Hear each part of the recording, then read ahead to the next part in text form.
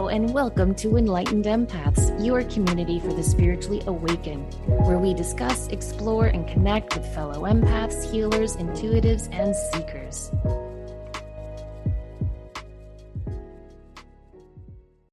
Hello and welcome to Enlightened Empaths. How are you doing, Denise? I'm okay. How are you? I'm good. We were just saying before we hit record, neither one of us has been raptured, so I think we're going to survive the fall intact. No, and that's a good reminder that we pre-record these shows. So a lot of times they'll say, well, how come they haven't mentioned this or mentioned? It's because we've recorded these well in advance. And I think that that's important, that we're not ignoring what you're sharing with us. And I No, can we cut that if you'd definitely are like. not. I'm just making Denise record in advance, well in advance for me, because I've got a lot of fun stuff coming up in October, which brings us to our show's topic this week. We are embarking on some spooky shows for our spooky season, but because we are Enlightened Empaths, we're not going to be too spooky today. I thought it would be fascinating to talk about people who have gone missing and then mysteriously returned. Doesn't that stuff fascinate you, like the Bermuda Triangle and just stuff that like goes away and then comes back and you're like, where were they? I do. I like that. I like spooky that has a happy ending. Yes, exactly.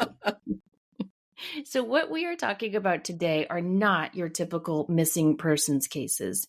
These are stories that leave investigators baffled and families stunned and the rest of us wondering what happened during that missing time. I think Dave Filipitis is probably the one who really helped bring these cases into the forefront.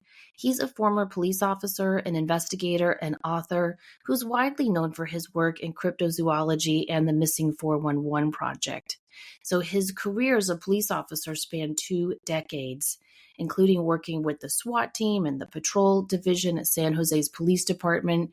And his extensive research into missing people cases began after a tip from an unnamed off-duty National Park ranger who approached Filipitis with concerns about the questionable nature of some of the missing person cases in national parks and asked him to investigate. So the scope of his investigation initially focused on the wilds of North America, but has since broadened to include disappearances from all around the world.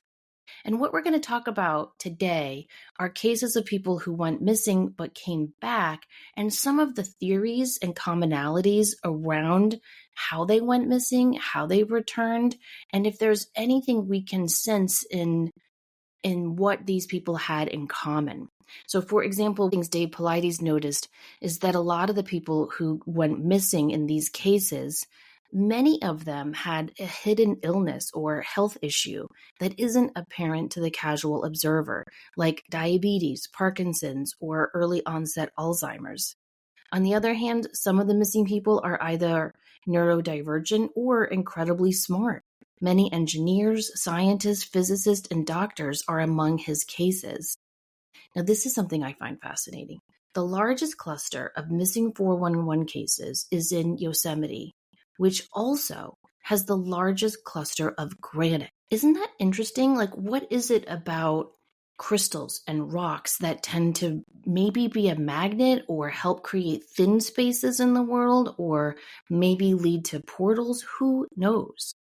I mean, supposedly the Stanley Hotel is sitting on a giant chunk of quartz. I've heard similar things about Skinwalker Ranch, so who knows? There could be something to that. I know. All right. Why don't you start us off with our first case about our missing firefighter? Perfect. And this one was in February of 2018, so relatively short time ago. Danny Filipitis, or however, apologize if I'm mispronouncing his name, a firefighter from Toronto, was on a ski trip with colleagues in Lake Placid, New York. He was experienced, well-equipped, and in good spirits, and then he vanished. On February 7th, Danny was last seen heading for the final run of the day alone. He'd split off from his friends for a moment, and when they looked for him, he was gone. His friends searched, ski patrol searched, the mountain was meticulously scoured. They found no trace of him. No fall, no accident, no indication. He'd left the resort on his own. It was as if he'd just simply vanished off the face of the mountain. A massive search operation was launched, including hundreds of people dogs and helicopters focusing on the rough, snowy terrain around Whiteface Mountain. Days turned into despair. Danny seemed to have simply disappeared. 6 days later, on February 13th, Danny reappeared. Not back at Whiteface Mountain, not in Canada, but over 3,000 miles away in Sacramento, California. He was wearing the same ski gear, and he had no idea how he got there. He had his wallet and passport, but his phone was gone. He remembered vague images, riding in a truck, sleeping in motels, getting a haircut, but no clear timeline and no explanation. He called his wife, completely disoriented, telling her he didn't know where he was or how he got there. He walked into a police station where officers confirmed his identity. He had a fresh haircut, which he couldn't explain. He also had a brand new iPhone, which he didn't remember buying. And the police checked hotel records and found he checked into a downtown Sacramento hotel and had flown into California from Denver. Authorities ruled out foul play. Toxicology was clean. Danny had no history of mental illness. So how did he travel 4,000 kilometers without ID, money, or memory? This isn't just a case of missing time. It's a case of inexplicable travel. How does someone in ski gear, without money or a phone that he remembers, travel 3,000 miles across the country, fly on planes, check into hotels, get a haircut, buy a new phone, all while seemingly unconscious or in an altered state, and without leaving a single verifiable memory? Psychologists have theorized about a rare dissociative fugue state where a person experiences amnesia and suddenly travels away from their customary surroundings. But even in such cases, the individual usually maintains some level of functional awareness, making decisions to travel, even if they later forget why or how. Danny's case is baffling in its complete lack of conscious action. Was he assisted? Was he taken? The questions lingered unanswered. Well, my logical mind is going like a pinball game right now. I know. Well, a lot of people, when they first heard this story, were like, okay, someone just wanted a week to, be with his fling on the side, right? I didn't even think of that, but okay. But the weird thing is he had, when you wear snow gear, you have like those little zippers and you can put, so he had like his ID and he had a credit card and that was it. He had nothing else. And all he remembers, and I've read different accounts. I've read some accounts that he says the truck driver took him the whole way. And then others have said there is evidence of a flight from Denver to California, but I couldn't confirm either of those when I did research. So all we know is that somehow he ended up in Sacramento, California, and nobody really knows how he got there. And he's still working as a firefighter, still happily married. He has done a couple of interviews about it early on, but really, really not much since then. And you know what I found fascinating? He had a really hard time getting that phone because, it's hard to just walk into a store and get a phone. And when he finally does get the phone and he gets back to the hotel, he doesn't remember his wife's phone number, which isn't that so true? Wow. Like I remember, I memorized my kids' phone numbers. That's about it. I mean, do you ever thought about that? How we don't really memorize phone numbers anymore? And that started way back when speed dial got introduced onto phones, on landlines. And I could remember, that person is number 3. That person is number 4. But now, and especially with caller ID and someone's name pops up, I have people I talk to every day that I couldn't tell you their phone number. No, same. And the other weird thing about this case is, this was not that long ago. This was 2018. Right. And there were cameras everywhere, and highways have cameras when you go through tolls. Nobody has ever been able to find the truck driver that he remembers driving with. And I haven't skied in years, but when I did ski, it's not that easy to just to get off of a mountain. No. Usually there's a long access road, or there's parking lots, there's lodges, there's all kinds of stuff that you go by before you actually get to where the runs are. So and the fact that he did that last run alone and there was no evidence of him. No, none. Unless it was a blizzard or something that erased all tracks. they should have been able to see where he went. Exactly. And what's I find interesting about all of these cases, whether they go missing and return or they go missing and are not found, it's always when they choose to leave the group. Because he had been skiing all day with his buddies and they were all tired and they were like, let's go back. And he said, I'm going to go up for one more run. That was the last his friends heard from him. So our next case is going to bring us back to 1978. And this story centers around Stephen Kubacki. He was a 23-year-old student at Hope College in Michigan, and he decided to go cross-country skiing near Lake Michigan and went missing. Stephen Kubacki grew up really smart. He got scholarships, he ran track, he was an avid cross-country skier.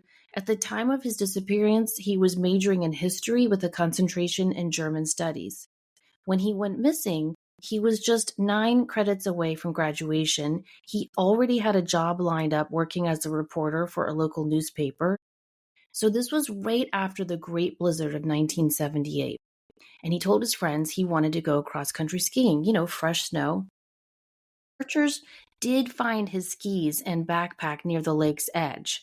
The skis were carefully placed side by side, with the ski pole standing upright on each side of the skis, and the backpack was laying neatly across the skis. Footprints led onto the ice and then stopped. There were no return tracks.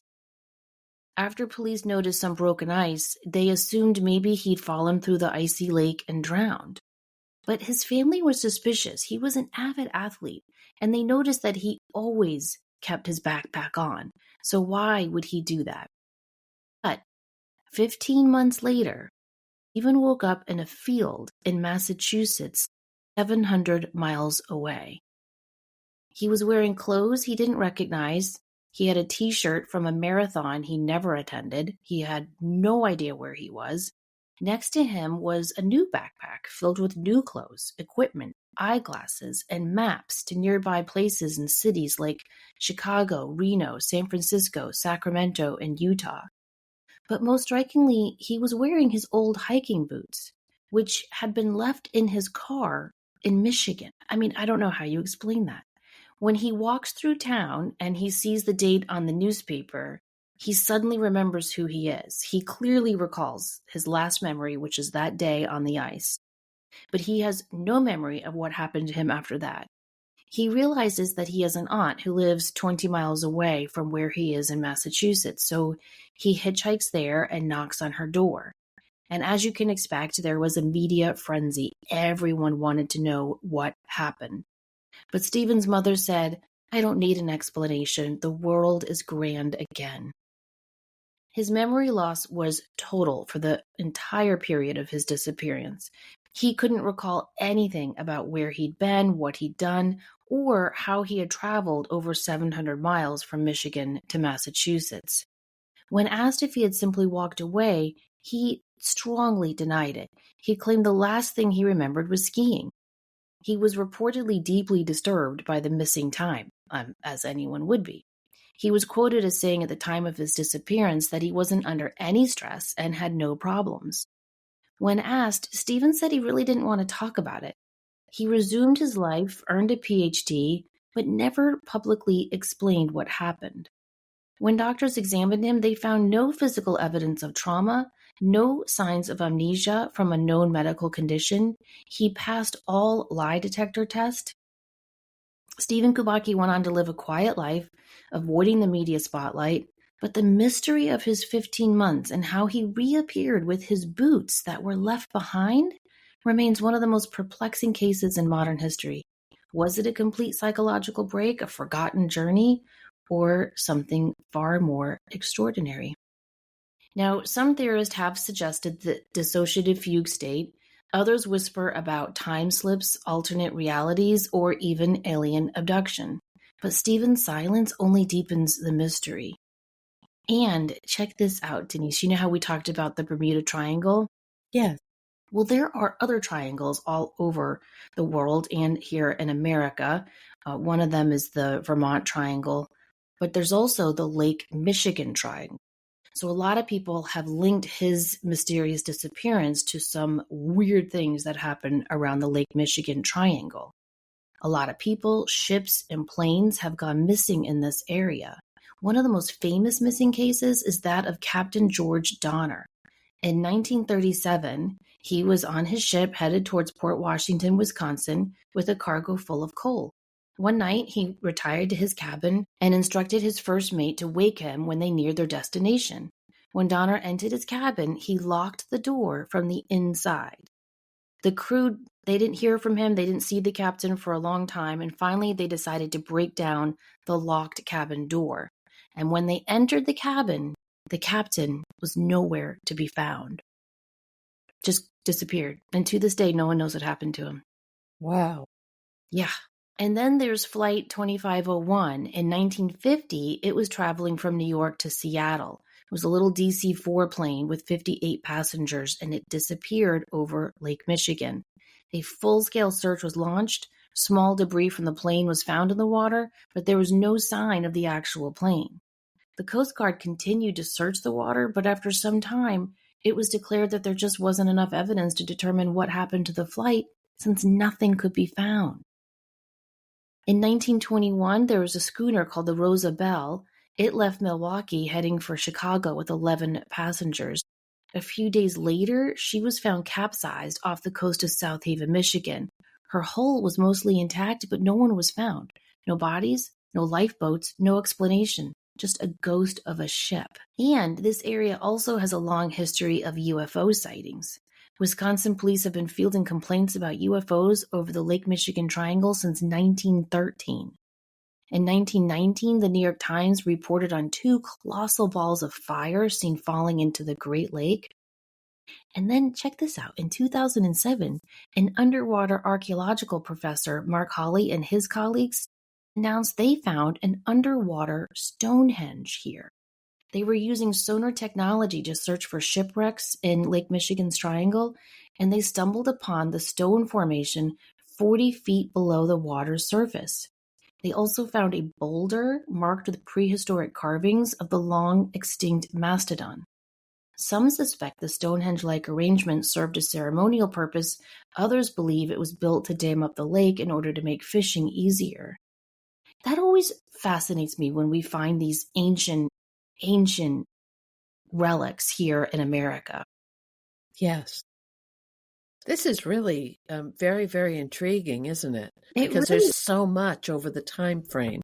Yes, and if it was like one, it'd be like, well, that's a weird thing, but it's over and over and over again. This one I think is really weird. I think this is the most frightening of all the Michigan Triangle stories. This is the story of 2-year-old Amber Rose. In the summer of 2013, Amber was out in the front yard playing with her family dogs. Her dad was keeping an eye on her, and he ran inside for 1 minute to use the bathroom, and when he returned, she was gone. A search party was quickly organized with well over 100 local residents and all emergency forces joining in on the hunt.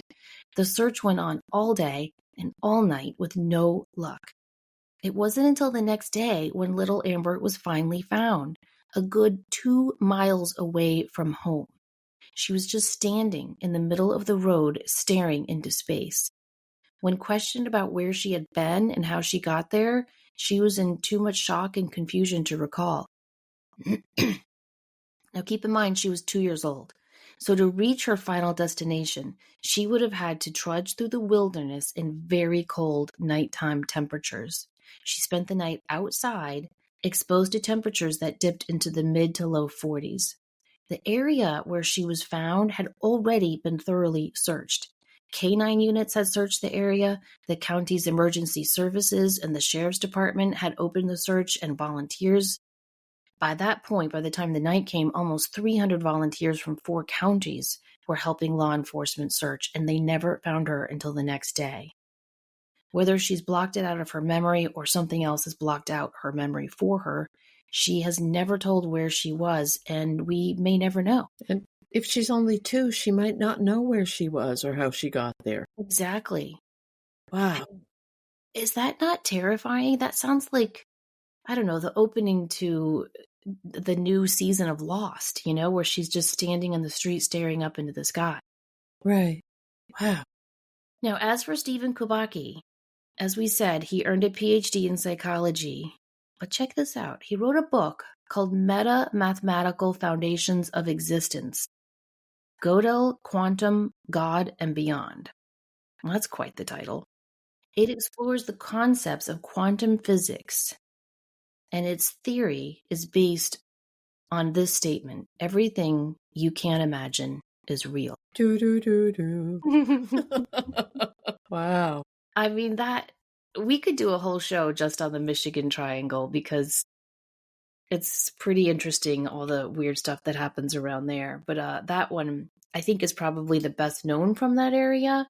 And because he was so grounded and practical and smart and athletic and, had a really great life, had all sorts, he was dating and had great roommates and about to graduate, had a job lined up.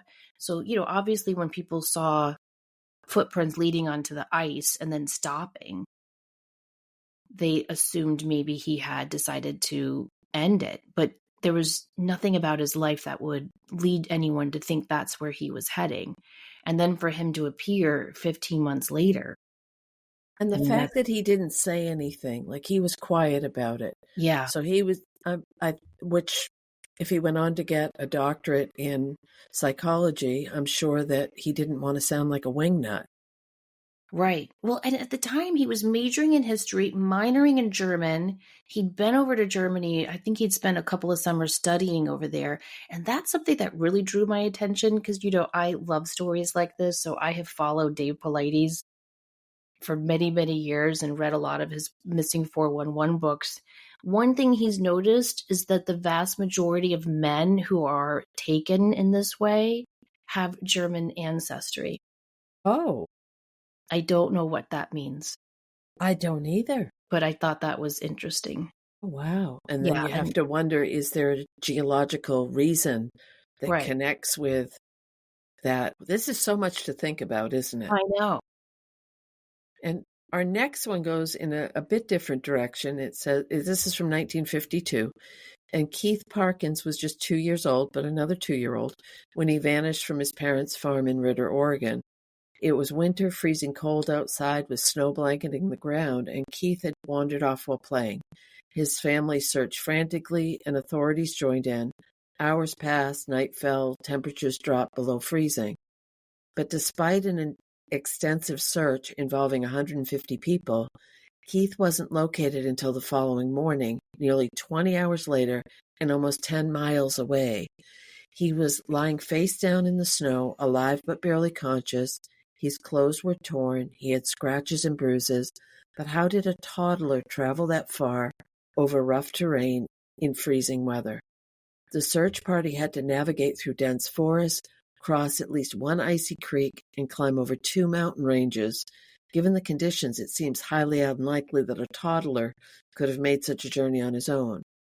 Experts said it was impossible. No child that age could survive the cold, let alone navigate such distance. Keith couldn't explain it. He was too young. Some believe he was abducted and dropped off. Others think he was guided by something or someone. When asked about his ordeal, Keith could only remember being scratched by a cat. He was found by Skull Canyon. That's another weird thing with these cases, Denise. They are often found near historic places that are named after creepy things, like Devil's Canyon or Skull's Canyon or, Hell's Hole or whatever. Which you wonder when they were named that. Right. Historically speaking, what happened for them to get that name? Exactly. Are there other cases of this missing time or people missing and then reappearing? My goodness. I don't know. And being scratched by a cat? What I mean, yeah. And it is, and if you have little people, little people, there is a raw fear as soon as they're out of your sight. Oh, yeah. It's 0 to 60 frantic. So, I mean, my heart goes out to the families and the people involved with this little person. And then to have him show up all that time later. And I would constantly, what happened? How did he get there? Did anyone hurt him? I mean, oh my goodness, that's a living hell. Living hell. I remember one time I was shopping at a department store, and you know how they have those circular sale racks? Yeah. And I was just looking through that, and I had my little one in the stroller, and she popped out and hid in that circle. Ooh. Thought it would be funny. And it was maybe 10 seconds because I shouted her name and she popped right out. But those 10 seconds, I think I lost like a year, Mm-hmm. you know? So I can't imagine what these families go to. Oh. Okay, another one that's kind of similar. This next story also involves a toddler who went missing and mysteriously returned. The boy's name has never been released. So this is going to take us to the fall of 2010, where a family, including a 2-year-old boy, were camping near Mount Shasta. And we know a lot of weird stuff happens around Mount Shasta, right? Very much so. Yes. So this was around 6 p.m. The 2-year-old went missing. His dad said that he was there 1 minute and gone the next. After searching the nearby area to no avail, the family called local police and the Forest Services. Rescue personnel searched throughout the night but never found the boy. Around midnight, he was thankfully found sitting beneath some brush right off the trail that had been searched many, many times. While he was thankfully unharmed, he did appear in a dazed, confused, almost semi-conscious state. He was taken to the hospital and then released and sent home. A few weeks later, while his grandmother was babysitting him, the boy made a strange remark. He said he didn't like the other grandmother. Confused, the grandmother asked him what he meant. Here's where the story gets super creepy. The toddler said that while he was missing, a woman who looked just like his grandmother had taken him deep into a cave. She led him into a room inside the cave where he saw several emotionless robots. They looked like humans, but clearly were not. He said, for example, when the light hit his grandma's face, he could tell she was a robot too, because she was glowing and there were small sparks coming off of her. She then placed a piece of sticky paper on the floor and asked him to defecate on it. When he said he didn't have to go, the fake grandma got mad and eventually took him back to the berry bushes and told him to wait there. And that's when he was found. I thought you were going to say that she was dead. No. No. No. But wow. what the heck? And I'm speechless because I want there to be a reason. I want there to be logic. I want there to be, it's just, there's no reason for this, is there? No. I mean, that we know of. Right. I mean, I'm sure there are people listening that are saying, oh, this is so typical of an abduction or it's, a family member that's trying to cause. There are stories that you could apply to it, but I'm really big on evidence. I like when there's enough evidence well, it's like evidential mediumship. Bring through enough that you know who you've got. Exactly. Well, we want answers. We want to know. It's weird to have all these cases out there and there's just no resolution. Now, if for any empaths listening who love this stuff but don't like when it gets dark and weird, I am almost done with season 3 of a really sweet show called Residential Alien that's a fun show. That's Isn't silly. that yeah. Fun and sweet. Yeah. And so if you like stuff like that and something you could watch with your family, check that out. But so I'm on season 3. And so every time I'm looking at these stories, I'm thinking hybrids. Who knows? Goodness. This next one is called The Man from Torrid. And it's a little bit different from the other ones we've mentioned today, but it'll help us introduce some theories and speculations on what could be happening with these cases. Okay, then. On a seemingly normal day in 1954, a man flew into Japan, but upon landing at the Tokyo International Airport, his seemingly normal trip had taken a very drastic turn for the weird. When he handed over his passport to be stamped, the man was immediately interrogated as to his whereabouts of his origins. While his passport looked authentic, it listed a country that no one had ever heard of called Torrid. The mystery man claimed his country was located between France and Spain, but when he was asked to point it out on a map, he pointed to the Principality of Andorra, insisting he'd never heard of Andorra and that Torrid had existed for 1,000 years, he claimed he was in Japan on business, something he'd been doing for the past 5 years. His passport seemed to back up his story, and it was covered in previous customs and visa stamps, and he carried with him legal currency from several European countries. He even had a driver's license issued by the mysterious country and a checkbook containing checks from an unknown bank. More interrogation and confusion for both parties. The traveler was sent to a nearby hotel until an official decision could be reached. There, 2 immigration officials stood outside the hotel room until morning. It was then that they discovered the mystery man had vanished without a trace, which was troubling, since the only possible exit was a window with no ledge, 15 stories above a busy street. The Tokyo Police Department conducted an extensive search, but continually came up empty-handed. Hopefully, if he really was from a parallel Earth, he was able to find a way back to the comforts of his home in Torrid. So, could the people we've been discussing have slipped into parallel dimension? Or are there places on Earth that really are portals? It could be. What do you think about that? Well, I think that and I've said this in several recent shows, the multidimensionality fascinates me. And this is probably, I was thinking about it the other day. Is that a reality that we step into after we leave this physical shell that we have? So I couldn't sleep the other night, and I was laying awake and I thought, boy, I wonder if death could it be similar to when you go into a state of consciousness where you're very aware, but you're just not in your physical body. So theta induced or deep meditation or shamanic journeying. And I I just couldn't sleep. So I was thinking about odd things, but we don't know. We don't know how much more there is out there. No, we really don't. Check out this story. This one I've thought about a lot. Well, just before we do you think that there is another dimension or port? I think there are definitely portals. I do think that there are other dimensions. There's a place I believe it's in South America, and it's supposedly a doorway to a different dimension. And there's like handprints in the stone on the side of this mountain where this doorway is. And those legends go back thousands of years. And so it just makes you wonder, are there doorways on Earth into these different dimensions? Would Skinwalker Ranch be a doorway? Would some of these triangle areas be a doorway? I don't know. It does make your head spin a bit, doesn't it? It really does. So this story is also similar about not missing people, but parallel dimensions.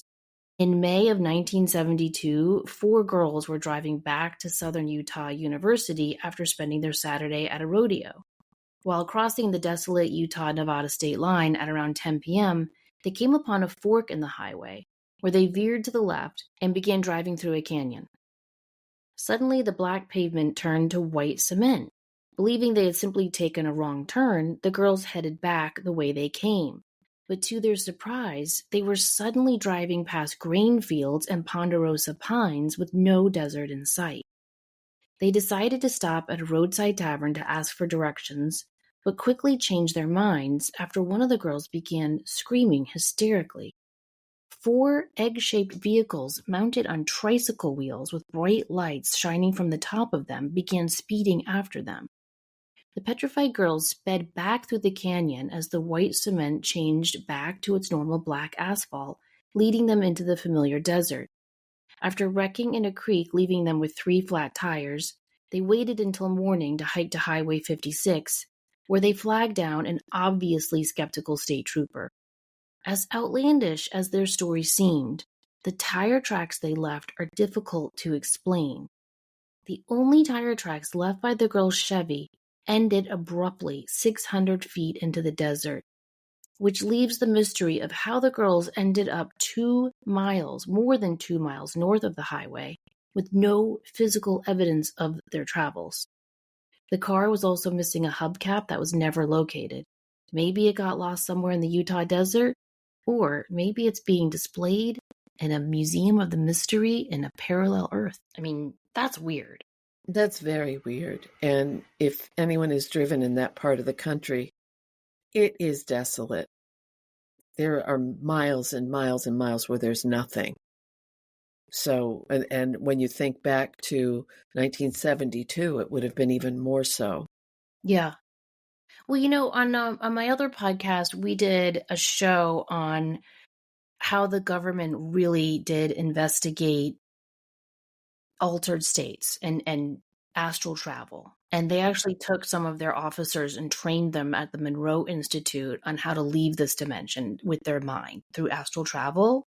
Right. And the report that the main guy wrote is so well done, and it's all been released, which is great. You can read all of it. But one of the things he said is that anytime you get into that zone, like he says, when you're driving in, like in the backseat of a car, when you were a kid and you just kind of like daydream and lose time, or if you're on an airplane and you don't really have a sense of time, maybe you've been on the plane for 5 hours. Or he said, if you're just trying to fall asleep and the hum of the air conditioner vent, he used a lot of science in this part, Denise, to explain sound and how the frequencies affect our mind state, but that it can induce out of body experiences. It just makes me think about like this girl driving in the desert or the man flying in from Torrid. I wonder if there's something to that. But the other missing person cases, I don't know. It's so much to think about. I know. All right, let's look at some of the theories. As we said before, a lot of people have said this is all just dissociative fugue, which is a rare psychological state where a person loses their identity and travels. It's often triggered by trauma or stress. And yeah, this can fit some of the cases, but not all. I mean, how would you explain it with the 2-year-olds? Right. And the time frames of when these happened is significant. And I think we all go into that fugue state. Sometimes, and a good example, you're driving somewhere that's familiar, and then you snap out of it. You're like, I don't even remember driving this far, or I don't remember any of the landmarks I usually go by. So that would be almost a semi-fugue state, I would think. Right. Yeah, exactly. But not a dissociative one. No. And there wasn't trauma or stress in these individuals' lives before they went missing. Now, Right. granted, if say Danny, and from our first case, if he had hit his head while skiing, okay, that's a trauma. But there was no evidence of that when he was taken to the hospital. Same with Stephen. And having known people that run dogs and search and rescue and also ski patrol, they're thorough. Oh, yeah. They're incredibly good at what they do. So Yeah, to find no trace of anything is weird. Yeah. Now, another theory is abduction. Some people have suggested that it's, aliens who are abducting these people, especially in the cases with missing times or strange locations or lack of physical evidence. I think the little boy taken to the cave with the robot grandma definitely points to that. And then there's the theory of time slips, which suggests that some individuals might inadvertently slip between dimensions or briefly experience a time slip, returning to our reality later, disoriented and with no memory of their detour. The idea is that our reality isn't as solid and singular as we perceive it, and that under rare circumstances, individuals might temporarily fall through the cracks. This could explain the inexplicable travel distances and the total amnesia as the brain struggles to integrate memories from an altered state of existence. Well, the show, they've redone Quantum Leap. Remember that show from a long time ago? And they've redone it with a new team of people that are going back to try to find Sam Beckett, who got lost. And I like the history of it, and I like the jumps. And it's a mindless, no disrespect, it's a mindless show that you can just kind of get lost in for a few minutes.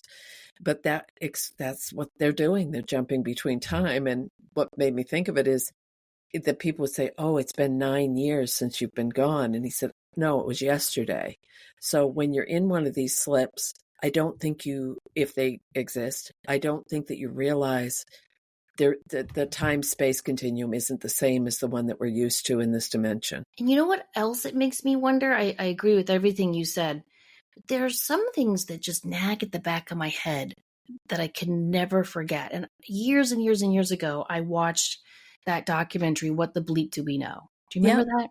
I do. Yeah. And the one thing that I really took from that is how so many of the people couldn't see stuff that they'd never seen before except for the shaman. So that's why they relied on the shamans. And one of the example they gave is when Columbus came with his ships, because the indigenous people there had not seen ships like that, they couldn't see them. But the shaman could and tried to warn them. And the other thing that came out of that documentary is that the word for the color blue is fairly new. And that when Homer was writing in the Odyssey, he never describes the sea as blue. He describes it as wine. And so when I was doing research for this show, I was thinking about that. And so I tried to do research on if that's true. Is it true that we really couldn't see the color blue? And from what I read, I think what I understood is that, yes, we could always see the color blue, but because most people didn't live near blue things, like blue water, they just didn't notice it in the same way we do. And so if your brain sees something and it doesn't know how to file it, it doesn't understand it, it can't process it, it can't logically, okay, that has to go in the right brain under this file of creative functioning, and this has to go in the left brain under mathematical. If it can't do that, it just disregards it. We've got that reticular activating system that works constantly for us, filtering out stuff that we don't need.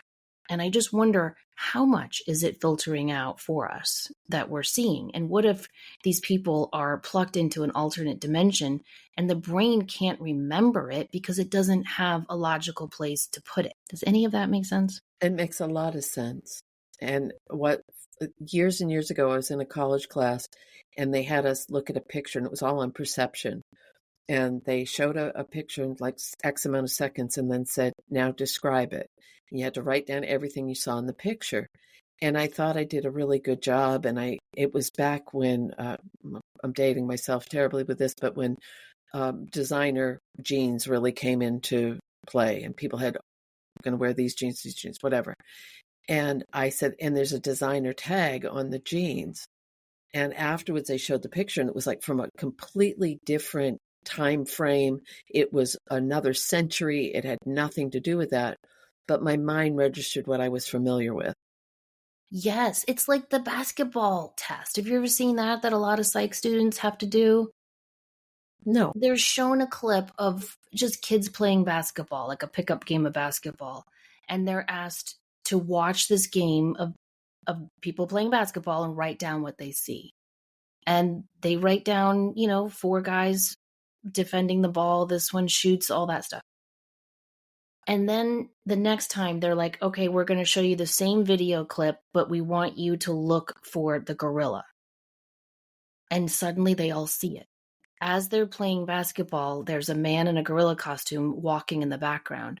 But because they weren't told to look for it, their brain never registered it. And I read that and I was like, oh, give me a break. I would see it. Oh, please. And I look at the clip and I didn't notice it the first time. It's weird. It's like that, remember the color dress that went viral a couple of years ago? Yes. Yeah.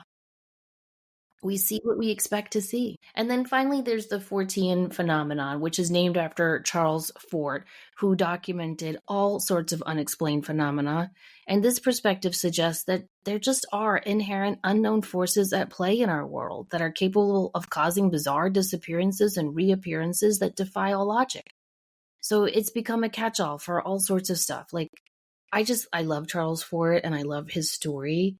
He grew up, pretty poor. And he married for love and was still really poor. And then, like a Hallmark movie, a distant aunt died and left him an inheritance. Did he buy a new house? Did he get a new, one of those new fandangled cars that Ford was ranking out? No, he did not do any of that stuff. He stayed with his wife in his little apartment and he just did not work anymore. And he spent his days in the library researching weird stuff and writing anthologies about it. That's your dream life, isn't it? No, I want to spend my life in a library researching weird stuff. But he would just pour through newspapers all over the world and he would write these down, like the strange blobs that were landing up in Washington State, all sorts of weird stuff. And never do we have an answer for it. And that's kind of the fun when you think about it. We not knowing and realizing there's so much more than we can ever be aware of. Right. That keeps us curious. It does. And a lot of people will say, oh, these are just hoaxes. Okay, maybe, but a lot of the kids we mentioned were toddlers. Danny was a firefighter. These aren't your typical hoax profiles, and none of them have tried to make any money off of it, and they certainly have not tried to get famous about it. I mean, you can't find interviews with these people. They don't want to talk about it. Right. So if it's a hoax, to what end? For what purpose? And it's interesting too. So with so many people desperately wanting attention right now for their 15 minutes of fame, none of these are in this time period. Right. And none of them have wanted their 15 minutes of fame. Right. So there's something more involved, and I don't know, but it is perfect for this time of the year when the veil is so thin. Yes. It really is. And it just makes you think the world is much more magical and mysterious than we know. Yes. And I'm glad they all came back. Me too. Have to keep it positive, right? Right. Okay.